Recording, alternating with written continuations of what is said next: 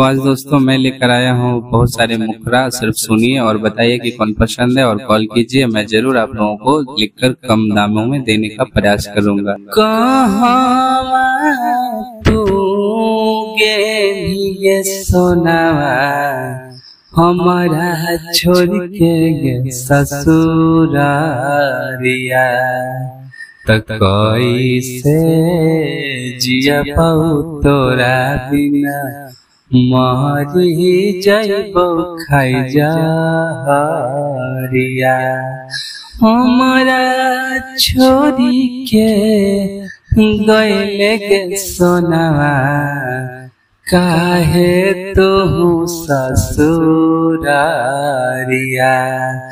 जियबो नहीं मारी जाइबो गे सोनावा खाइले बौगे जहरिया जियबो नहीं मारी जाइबो गे सोनावा खाइले बौगे जहरिया खाई के कसमवा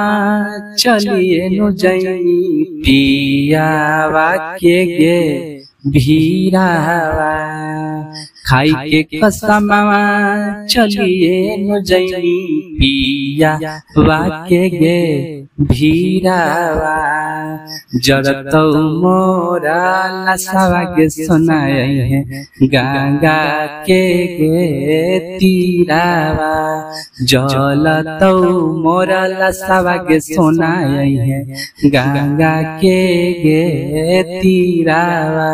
रात दिन लागल रहो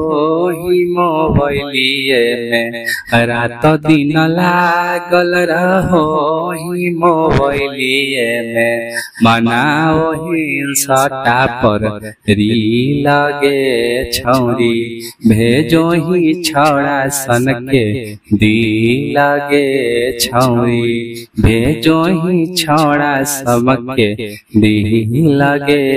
छौरी। एक और मुखरा है यगे अपन नहीं जाइबो पढ़े गे मैया कोचिंग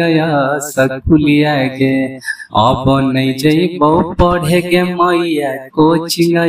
स्कूलिया गे हमारो हौ लाइन हमारा बिहार पुलिसिया गे मारो हौ लाइन हमारे बिहार पुलिसिया गे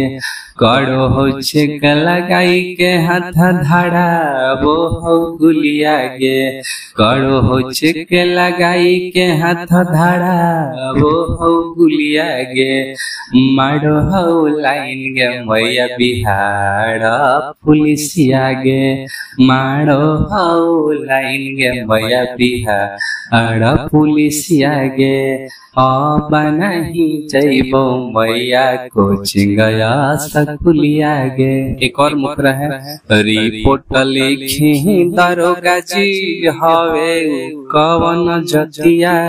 लिखी रिपोर्ट दरोगा जी हवे कवन जतिया ले लेता रतिया में चुमा है तो गलावा नतिया ले ले कोई रतिया में चुमा है तो गलावा नतिया। देख ली दरोगा जी हम छोड़बै ना अरे ले हेली हले रतिया में चुमा है तो गलावा नतिया बिगाड़ देलै हमरो इज्जतिया है तो गलावा नतिया। रंगदारी सॉन्ग है हमर मजनुआ हकौर छोहर गायक डन रे